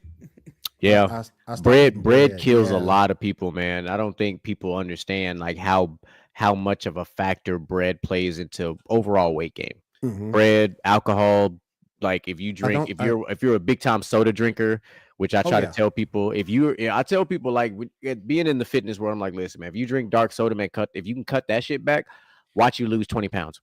Oh yeah, just cutting the dark soda alone goes a long way. Take instead of your bread and your hamburgers, get it garden style. Get it wrapped around some lettuce. Eat it like that. Instead of drinking sodas, get you some water or some Crystal Light. And go from there, man. You can do it, man. You can do it, and then just do the best that you can to stay active, no matter what your favorite hobby is. Walking, running, working out. You can do it. Just take a little dedication. That's it. See, even the OGs know. Oh yeah, for sure. But that's great. Like I'm as somebody who has been divorced himself, I understand that situation. Tough, I understand that very well. One day we'll have a story time about that. But people can't, like, that's a hard concept to grasp. People think it don't hurt us. People think that we're all. I'm a dude, so I'm not supposed to cry. I'm supposed to be invulnerable. I'm supposed to be invisible. I'm not supposed to have any soft moments or anything like that. No, that's not true. That's not true. We're people at the end of the day. Now, our role maintains the same, but we're people at the end of the day. And that's the thing that often gets forgotten with these ladies out here. 100%. And it's a doggone shame. It's a doggone shame. Yeah, because not being allowed to be vulnerable without it being, and me and Micah have had a whole episode about this, but and it not being weaponized against you is a battle. It's a constant battle because you have community. Oh boy, we've been down that road, boy. We talk about that all the time. We still go down as damn. See, you can do it. You could, but you just But I think it was Cat Williams who said you just have to find a degree of fuck it. Yeah. And for me, I didn't really lose or gain any weight. It was just my mental health suffered because I was going through the divorce while I was in my other profession, and I was on a whole other continent. So I'm doing all this stuff virtually while I'm actually doing my job, on another continent at the same time. And I'm having to compartmentalize everything. I'm having to, on the outside, I look like the happiest guy on the planet. On the inside, I'm a barren wasteland of fucked off emotions for 9 months here. And that's messed up because most of women are the cause on most divorces. And she waited till you were doing your thing overseas to having you, or for you to deal with that there. That's unfair. So what's going on, China? What's happening, China? So not I'm very much transparent about this part when I say it wasn't 100% on her. It was mutual. It just, the timing of it was terrible because it was 2.5 months before I got on the airplane to go 8,642 miles away from my house to get to where I was at. So that part, initially, of course, we have the hard exterior. We see it as no big deal. But then month 3, month 4, it starts to cloud normal day-to-day activities, and I am in a place where I have to be locked in, to use the current 2025 generation's terminology. And there were times when I couldn't be fully locked in because I'm thinking about so much going on back home. Right. And a lot of people don't understand, when you're away from home, the most difficult battle and war you face is the war at home. Mm-hmm. And especially when you're so far away from the flagpole that you really can't affect anything because you're so far away. You're so far removed to a point where I'm in a different time zone. I'm in the future. Mm-hmm. I'm 9.5 hours ahead. If anybody knows, I know, because we were sending, we would email each other while he was gone, and I'd get his email maybe at 2:00 in the afternoon, but it's saying he sent it from the next day. And it was like, yo, this is fucking crazy. Yeah, like when I tell you I got on a plane and flew into the future, I literally flew into the future and then flew home and flew into the past. It was a wild concept. But I was not my best self. And I'm thankful I didn't have any kind of weird weight fluctuation situation, but I had my mental health suffered significantly. Well, that's because you're always in the gym. That's the only reason I didn't fall apart completely. Mm-hmm. And the whole mental thing, your confidence can go with it, and that's what happened to me. My confidence left me for a little bit, but look, I just got to the point. Hey, I'm not gonna let her win like this no more, and I just went and started doing my thing. Yep. And I mean, don't get me wrong. You try to get back out there, and then it either goes really, really well, or it goes really, really to shit, just depending on the situation. I'm happy you brought up the mental, though, because one of our founding principles here and one of our founding things here was always men's mental health on Gentleman's Talk. That's always been, if you go back to our audio days, we talk about it all the time. All the time. I used to do a show with a buddy of mine called First Generation Dad, and that was one of the things that was our constant themes was men's mental health. Yeah. Actually, I think when we do an episode especially every year for Men's Mental Health Month. I actually think that'd be a great show to pull you back on for. Mm-hmm. That would end our Father's Day special, but you being a father yourself, I think that I think you would bring an older generation insight that we don't have all the way, because I'm like the oldest father on the panel and I'm 36 about to be, so it's like having a essentially, in this weird case that I'm about to say, a father figure that is the same age as my father in a sense is, so that, my dad is 52. Yeah, 52. Okay. So so y'all are a lot closer in age than obviously you and I.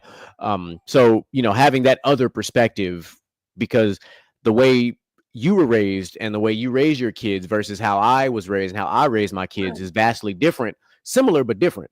There's certain things that we went through. Like ironically, we had this conversation yesterday, me and my wife, because she went outside, she picked up a Switch and brought it in the house, and I was like, man, that brought back some really, really bad scars.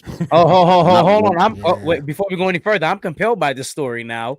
What the hell happened here for her to go grab a Switch? So nothing out of the ordinary. She was just outside and so happened to pick up a Switch.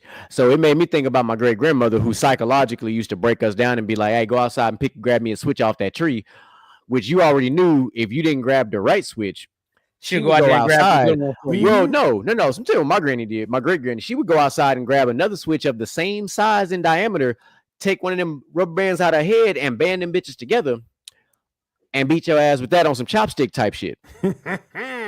Yeah, so you want to pick a little Switch? Them little Switches hurt more than the big ones. Oh yeah, they sting. Yeah. So if I get two little thin ones and I put up one of them old school black rubber bands around it, it's a wrap.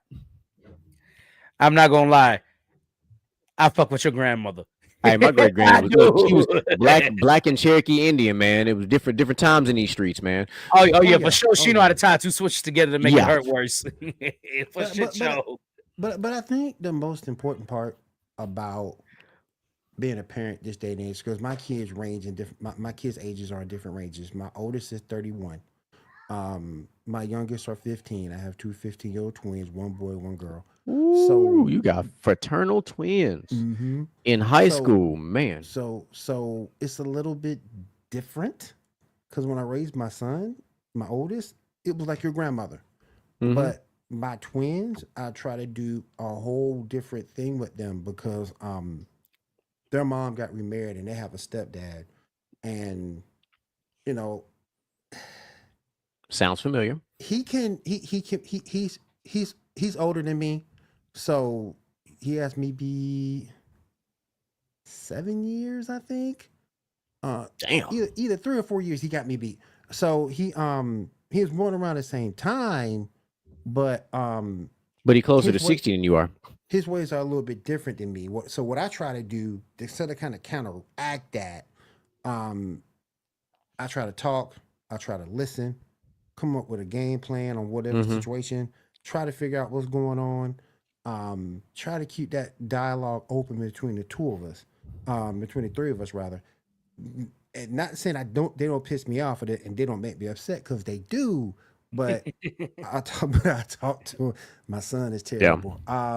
My daughter's ultra competitive. She's a soccer player, and I can show you a video of her cussing down a teammate because a teammate wasn't doing what they needed to do on a soccer field.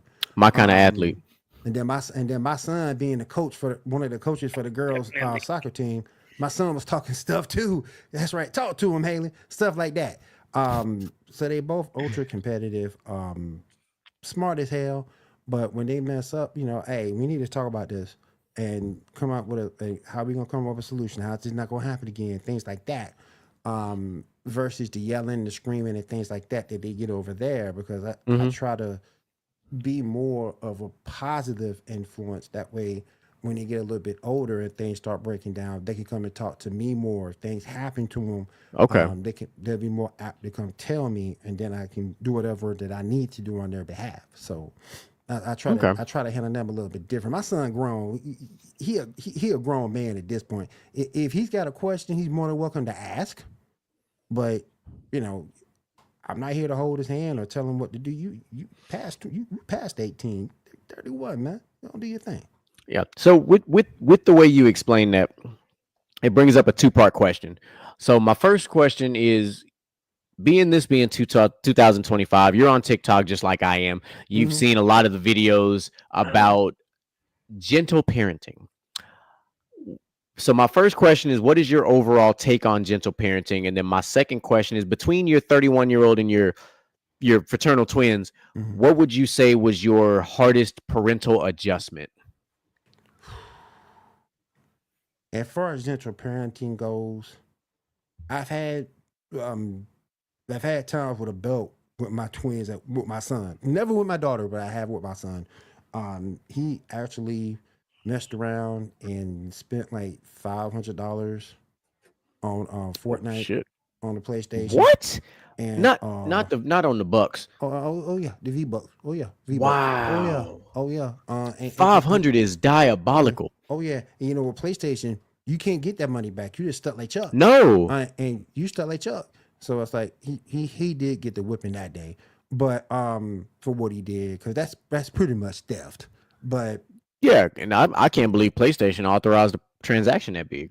yeah, but it's all but past that point, we look back, we need some V Bucks myself. Stay your ass over there, Rod. But other than that, he had made that mistake again because of that night. So it was Okay, okay. effective. It was effective. It worked. And he hadn't done that again. My daughter saw that. She hasn't tried me, but I there's a point to it. There's a level to it. And Yeah. if you get to that level to where you see corporate punishment is something that you have to do to curtail the behavior, Hmm. I will do it. And my issue with gentle parenting is the fact even if you get to that point, they never look at punishment No, beyond the gentle parenting. no, That's it's my it's issue just it's a because some of gentle those parenting's like a some of those escalation. situations warrant the punishment. Yes, like all the videos I keep seeing, there's just like an escalation of compromise, and I'm like, why? Yeah. Like, Yeah. why are we still compromising with a Mm-mm. tiny person? Mm-mm. Let's just start with that. Like, the video, the TikTok I saw today probably really just it threw me for a loop. It was a lady in the convenience store with her, and sorry, in the grocery store with her son, and they were about to leave, and he flipped shit because he didn't want to leave. And then so she comes back with herself. Oh, all right, I'm just gonna set a timer. When this timer's over, we're gonna leave. Okay, whatever. Oh, that So ain't then me. so then he throws like a tantrum with his hands, and she's like, hands down. Like she says the words, like she wants to put his hands on. I'm like, okay. Then he gets on the floor and does all the shit, the kicking, the flailing and shit. So she lays on the floor. I understand that you're feeling this type of way and you don't know how to control your emotions. When I'm just like, that's when that punishment is that stern. Yeah, and I'm like, at what point are you gonna stop allowing the outlandish emotions to control the situation? I'm sorry, bro. Because I gotta jump in right here. I gotta jump in right here. That's when you need stern punishment in that situation to stop that from happening. You gotta reel that shit in. I have watched. I have some of my friends, and I've seen the kids do that when we are out, and the kids start doing that, and they're like, "Oh, we're just gonna sit here and watch him and let him." Oh, you better no. See, here's what we gonna do. I'm gonna grab the arm that they're flailing and kicking, and I'm gonna drag their ass out the store. I'm not playing that. If I could pick you up by one arm and do it like this, I'm gonna do it. But for the rest of the time, I'm gonna grab you, I'm gonna drag your ass out onto this hot ass concrete, and you're gonna pop up one way or another. I don't give a damn. You're not gonna come in here and embarrass me like that. So when you get outside, you're gonna decide whether to get your ass up off the hot concrete or you're gonna stay there. And then when we get to this car, either you're gonna get up and get in this car, or you're gonna get your ass beat. Plain and simple. I don't do no. There are times where you talk, and there are times where you have to be that stern parent. 100%. And you have to know the difference between the two. And there's a lot of parents. There's a lot of parents out there who let what the media says, what these quote unquote experts in the media say about parenting. No, that's your job. That's something that you should know how to do on your own. You don't have to listen to any of that. Maybe your mother, maybe your father, but none of these experts, because don't know about none of these experts that are out there know your children like you do. No, and you're talking about different types of kids altogether. Right. Like there's no, excuse me, there's no textbook way to parent. Nope. There is your playbook that is designed for your kid. That's it. Like, similar to what Michael was talking about, he's been around, he's seen me. Like when my little toddler acts up, if she goes into a tangent, if you will, I go into luggage mode and I pick her up and I carry her on my waist like she luggage. And I was like, we're gonna leave one way or another. I'm just gonna pick you up and we're gonna walk on about this building. What I'm not gonna do is let you act a fool. Like, no. Like, and I've told my wife this on multiple occasions. I have zero problem being the bad guy in this scenario ever. I wear the cape of the villain proudly. Always trying to put her to bed. I got her. Don't worry about it. She can be mad at me all day. But at the same time, that very next morning when she get woke up, you know what the first thing she said? Where's daddy? Oh, okay. When you're raising them, you can't be their friend.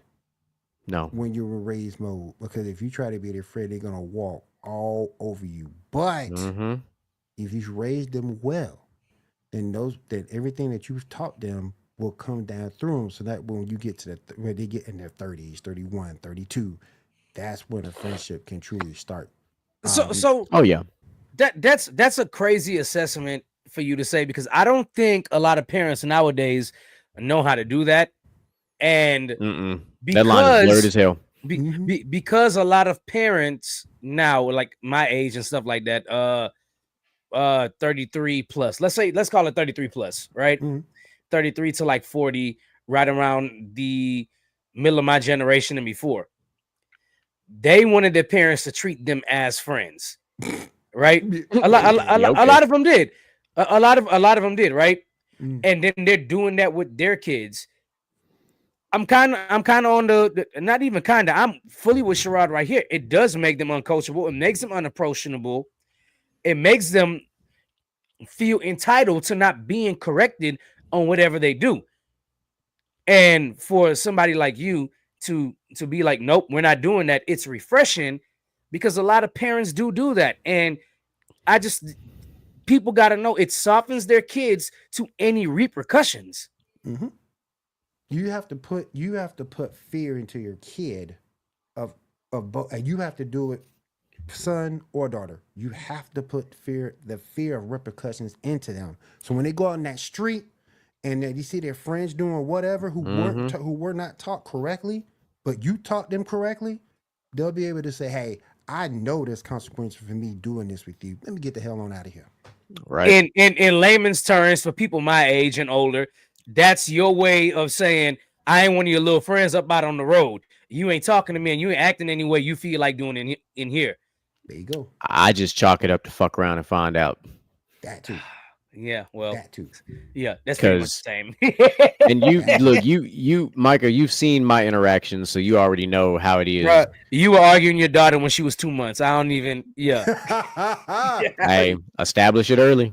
Hey, man, GQ be like sitting here on the chair, a baby doing what a baby doing, just roll around, about to fuck. He on his phone like this, the baby roll, about to hit the floor. Grab what I told you, and put the baby back down. But hey, but you know what though? Now we're into what? 2 years. She ain't rolling off the chair no more. There you go. She'll be 4 this summer. Yeah, right. There you 4. go. Oh my God. Time flies, boy. I watch her grow up. I watch her. Look at this one here. Look at what's up, man? Boy, you can't be any later than this. Cause I watch. Can't hear you. When my kids turn 15, I'm like, what the hell? What the hell just happened? They 15 now. Damn. Yeah, no, 100%. This one too. Mr. Gent here, boy. His daughter could do whatever, and he would just pick up like, "You done? Are you done? Are you done?" So got to be. So I have to pop on here. I was watching on the sideline. But no, I just had a conversation. Well, while I'm late is one, my laptop was not charging. 2, it was charging really slowly, but I got up to enough charge to get on here. 2, I was practicing weed with my daughter, and we talking about gentle parenting, reading. Oh, reading. I don't know why. I swear I thought you said weed rolling, and I was like, excuse me? Nah, we ain't that. Sir, we are not getting canceled around here. What are we doing? We're like, bro, do not incriminate yourself on camera. Yes. But no, so she was having some trouble with, like, she got to the point where she's trying to read. Then she's like, nah, I don't feel like doing this no more. So she started doing this and the other. And I'm like, no, we need to do this. But Daddy, I don't want to do this. All right, then no phone, no tablet, nothing. But Daddy, you won't be able to use your phone. You won't be able to use your tablet until you tell me how to spell YouTube and Roblox. And when I tell you her feelings is hurt. But I promise you by tomorrow she'll come in here try to spell YouTube and Roblox. I promise you tomorrow she will. But as long as she's trying. And see, that's the thing. And that's the way that you have to be. You have to be that way. I have a younger brother. He's 41, gonna be 42 this year. He's autistic. I was diagnosed with the same thing when I was younger, but the difference between me and my younger brother, who we have 2 different mothers. My mom stood the test of time with me. She worked with me every day. She took me to all the doctors. She did everything. She worked with me till I got to the point where I was self-sufficient, can talk, do everything like that. Versus my younger brother's mother, she didn't do any of that. She just left him to his own devices. And now he's 41 and struggling autistic, can't hold down a job, can't be around certain people, and things of that nature. So keep doing what you're doing, Mr. Jet, because you can't stop, man. You can't stop. Because if you stop, the only thing you're hurting is your kids. Don't stop. Not fair. So being my mother is a special needs teacher, and my brother is a special needs teacher's aide. So I've been around special needs my whole life. And one thing that I've learned about is having a special needs child around you. A lot of parents tend to enable their their interactions are like, hey, they're just doing this because they're this, they're just doing that because they're that. No. Right. You've allowed this to happen. They don't know any better. You have to teach them, and you letting them do this since they're a younger child. And that's even with a regular plain Jane adult. Yeah, when you coddle and enable, that's exactly what you do. You hinder. Exactly what's gonna coddling plus enabling equals hindering. You 100% exactly why I said they're gonna be uncoachable, and they're not gonna be able to hold down a job. And not because as soon as they get done to feeling I don't feel like doing this no more, they're gonna go to something else, or they're not gonna be able to find anything because they're gonna be job to job, and until they can't find a job anymore.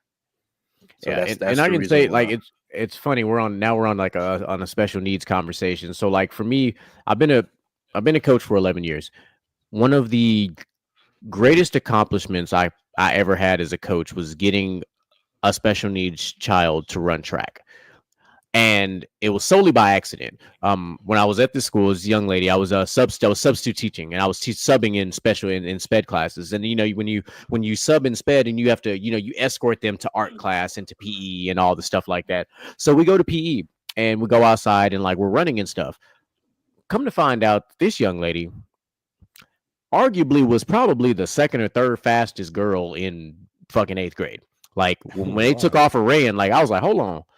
Like she was fast. And I'm not talking about like fast. She was fast. Like I was like, oh shit.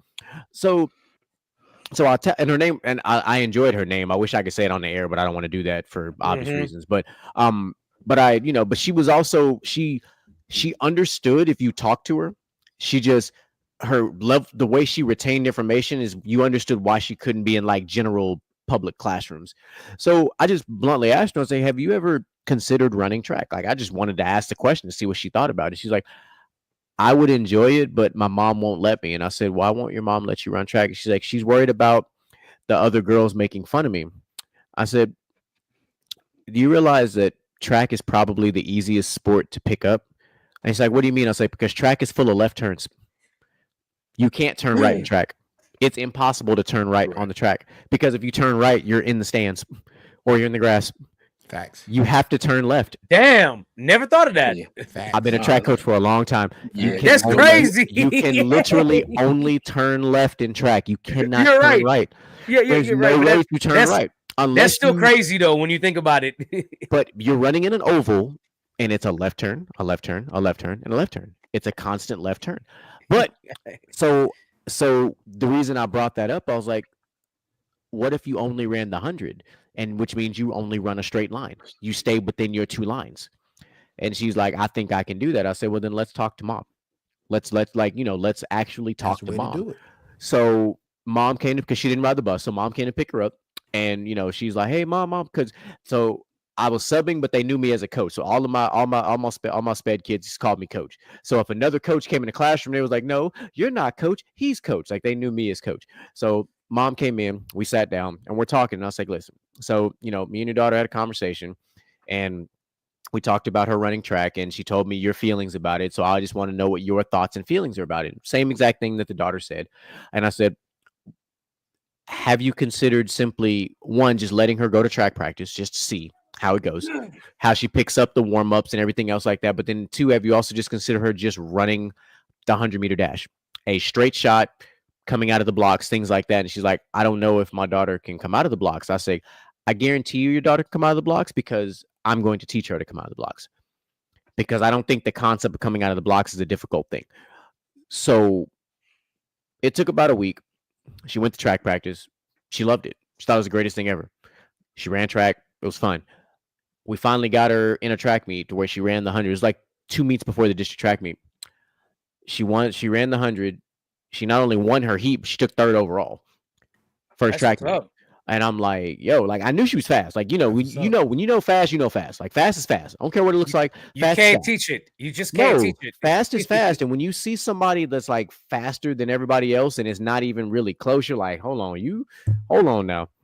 So when her mom saw that, though, her mom was like in tears. Her mom thought that was like the greatest thing ever. And for me as a coach, I'm like, for me to have the ability to teach that to somebody who doesn't retain information all that well, understands, can do it in the moment, but to retain that and to replicate it, I was like, damn, like that was a big deal, you know, for like me as a coach. And I'm like, damn, that's crazy. Like, you know, this child was kind of just like, it's no different than what you just said, Willie. It's like, you know, when you hinder and enable, you don't give them a chance to expand their thought process. But but there are levels to challenging the brain, even when it's somebody who's not, I guess normal is the word we have to use, even though it's a terrible word to use, but you can still stimulate the brain. The brain stimulation is the same.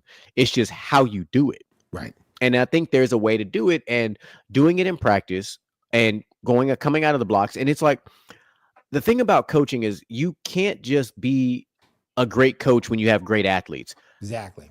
You have to be able to coach the not so great athletes, or the ones who don't understand, or those who don't pick up as fast. So in my entire tenure as a coach, I've learned how to pick up on what we call cues. I'm like, what is something I can say that you're going to remember every time that you're doing it? So when I teach all my athletes to squat, I said, sit on the toilet. And they laugh. But I was like, if you think about it, all three of y'all think about it, when you sit on the toilet, that's a proper squat. Nobody stands up on their toes and sits on the toilet. You're going to fall forward. When you sit down on the toilet, it's a proper squat. So now when you got 225 pounds on a bar and you sit on the toilet, you have completed a proper squat. Point blank, period. It's a cue. You've mechanically told somebody to think about sitting on the toilet, which sounds funny at first, but then that's all they can remember now when they're squatting. Right. See, and that brings up a good point that I preach all the time. A degree does not mean you're qualified to teach. I don't give a damn what anybody has to say. A degree does not mean you're qualified to teach. Teaching is a gift. This one thing. Teaching is a gift. Knowledge, but to not have the gift is just terrible. It's a gift. It's not. You can have all the knowledge in the world, but if that's not your gift to really work with children and get them to understand your point of view, that degree don't mean nothing. No, I think the degree is the degree is the reason why you don't have the job. That's all it is. Right. That's really all it is. If you're Some good of at the what best teachers don't have degrees. Well, I need to find them because most districts don't hire without the degrees. But it's like, you know, and it's exactly what Willie said. It's a gift to teach, to coach, to mentor. Leadership, all these things are gifts. Like I've never in my life now thought that even somebody who's a really good leader, that person wasn't taught how to be a leader. That person observed other people and determined in their mind that to me doesn't make sense. I would rather go about it this way. And then that person becomes eventually the leader that they wanted. Right. But they had it in them the whole time. That's a gift. Leadership is a gift. The ability to, even something like public speaking, you can go to all the classes in the world that you want, but if you don't have the confidence and the charisma, you're not gonna be able to do it. They're no good. All because these TED Talks in the world, if you don't, like boring because these people don't have the gift. It is like I'm telling you, like standing in front of a crowd of strangers, and Micah, you know this very well. We've been choir boys for a long time. Performing in front of literal thousands of people is a scary ass concept. But when the lights turn on, it's time to perform. It's time to perform. You know, the brain shifts to like, hey, time to show up. You know, but like I've never, like, those things to me, you can't be taught those things. Those are things that I think you feel them. And it's no different to me like a comedian. To be a comedian to me is a gift. You literally, you feel it. Like, even if you listen to them in interviews, like they talk about how they come up with jokes, but it's all from a feeling. Yep. Mm-hmm. Yep. Just like I feel like that about being a DJ. When I watch Micah do his thing, I'm like, it's a gift to be a DJ because you have to be able to read a crowd and play music and watch the reaction of the crowd to figure out how to get the party jumping. That is a whole gift. Oh, but it's it's annoying. But it's an art too. It's like a gift and an art at the same time. It's like a beautiful thing. But everybody can't do it though. People think they can do it. A lot of people think they can DJ, and then they start doing it, and then they're like, "Oh shit!" Like, doing it at a house party is not the same as doing it at a house show. Right. Like, it's a whole different. It's like same with bartenders. Like, bartending is a gift. It's not. It's you just know it. Like, if you're good at it, you're good at it. True. That's 1000% true. You can read all the books you want to. Doesn't matter. All the classes you want. You can go. You could be a mixologist if you want to. That's cool. You can spin bottles. Congratulations. Can you make a drink that people like that don't take 10 minutes to make? And yes, you can. Right. And yes, you can. Yes, you can. It's one thing for us to come up here and be podcasters. Hell, I do 4 or 5 shows a week, but it's another thing to go out in front of people live and do a live show. That's a whole different ball game. Yeah, buddy. I would love to do that. I love Sherrod got it. Sherrod got his first little glimpse of it when we did the live on location show. I would love to do it. I've only done one live show, but I would love to do it again. But it's a whole different ball game because you definitely know you have to be on your game because everybody's in front of you and eyes are on you. Oh yeah, no, I'm looking forward to it. I'm looking forward to it. We Saturday, but some people can't do it. Some people can't do it. Yeah, because it's one thing because we're at home. We're not in studio. We're at home. We do broadcast live on StreamYard, YouTube, whatever your social media is, Twitch. But once you leave that comfort and you go out there in the real world, some people just freeze. Some people just freeze. Everybody can't do it, and you just got to know that. And it doesn't matter if you could, because to do what we do, we don't pick this up in a book. No, we don't have an education in doing this. We just go and do it. None of us got a. I don't have a mass communications degree. Any of y'all got a mass communications degree? Because I damn sure don't. I just enjoy doing this. Yep. I'm just very comfortable speaking. Yep. I just realized Mr. Gent's headline: "Drip your faucets." Wow. Okay, dog. It's cold, but it ain't that. Well, no, actually, no, it actually is. No, it actually is. You got some. It is freezing temperatures. It's freezing temperatures in Texas right now. Yes, it is. Yeah. It is type freezing temperatures. Yeah. It is. But we're only going to go through one day of it. No, tomorrow, all day tomorrow too. But it still feels like the high tomorrow is like 31. Yeah, so, but we know we know once the sun shine on your house, you're going to be okay. Oh yeah. Typically, still. Hey, look, everybody house ain't on the corner like mine, where the sun sits there all day. They'll be fine. Yeah, they'll be fine. Super faucets. Yeah, I ain't drip my faucets. I ain't drip my faucets in 2 years, and my faucets are always good. My pipes are heavily insulated. I'm not even gonna lie. My outside pipes are. My pipes ain't insulated either. And I've been. It's when you go through like 4 and 5 days of it, then we get some critical shit going on. I don't take no chances.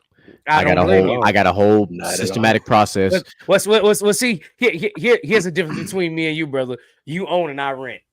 Okay.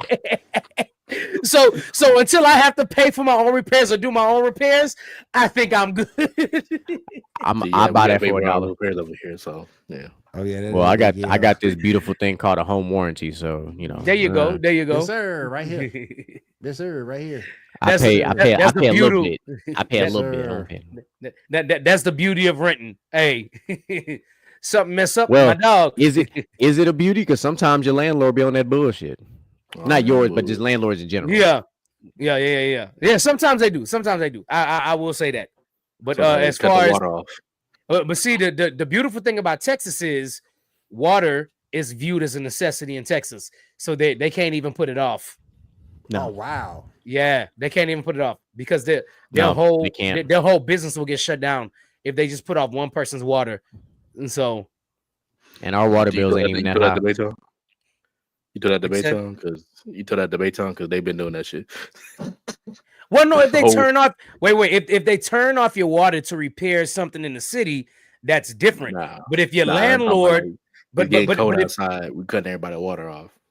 Yeah, that's what I'm saying. But I'm speaking specifically on if they turn your water off and turn it on, and it's your house or a couple of houses over there leaking, and all of y'all are renting. It's like it's a necessity. You can't keep it off for X amount of, even the city can't keep your water off for X amount of hours. because of the necessity. They have hours where they can turn it off, but they can't keep it off outside of those hours. Yeah, and normally it's during like quote unquote business hours where most people are at work, 8 to 5, except for the stay at home community. Yeah, they be struggling.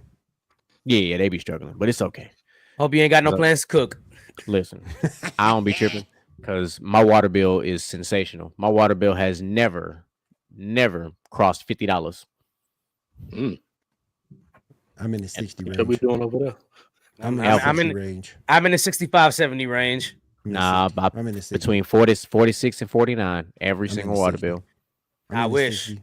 I think no reason why I'm in the 60. City of LaPorte, baby. I think no reason why I'm in the 60 because my damn kids be eating these damn ramen noodles. Man, you better tell them grab a bottle of water. Every damn time. These jokers be I know. ramen noodles, man. Or get the look. I got the water machine in the kitchen too now. You know, with the 5-gallon jugs. I've been thinking about I know that. why mine is. I know why mine is high, and it's because where I live, everybody splits the water bill, and so yeah. Everybody splits the water bill basically evenly between 32 houses. You know, so 32 trailers. So these people use more than me, or I use more than them, or whatever. And over the course of 12 months, it just kind of evens out. It just kind of evens out over the course of 12 months. Right. I do bad all by myself. We know. Fuck, we know. I'm gonna use a lot of water around Easter time though, with all this damn seafood and shit I gotta boil. Oh man, we had a minute 56. Hey. Hour 56, sir. Yeah, hour 56. Not bad. Not a minute 56. Let's go ahead and get these final thoughts and get up out of here because I was not expecting a 2-hour show for sure. And we're gonna start with the one who was here last. So, Mr. Gent, you get to have the final thoughts first with your late ass. Damn, I even said the reason. Oh, why I was here late. It doesn't matter. Nah, great show, guys. Come back next week. Wait, y'all tune in. Are we streaming that live on Saturday? Saturday. Or? Yes, we are. So sort of. Okay. It's a little different. It's a little different. Okay. So they'll get into that. I don't know all the information on that yet. Yeah, I'll get into it with y'all. Y'all stay tuned for that shit, man. So yeah. Mr. Willie. All right. You guys can find me over on the Geek Gauntlet podcast every Saturday night at 10 p.m. Eastern. You can hit me up on YouTube and on Twitch as well as Facebook. Then you can find me on Monday night for the Sports Report podcast on Wire to Wire Sports. I'll be over there with myself and my crew. Got a nice little crew. We'll be talking about general sports. Then you can find me over here on Wire to Wire Sports again on Wednesdays and Thursday morning. I'll be host a show called Coffee and Sports in the Morning. You can find me over there. And then, of course, on Thursdays night, you can find me right here on From the Sidelines for Player versus Team. My man, DJ Michael B up there. My boy, Moo.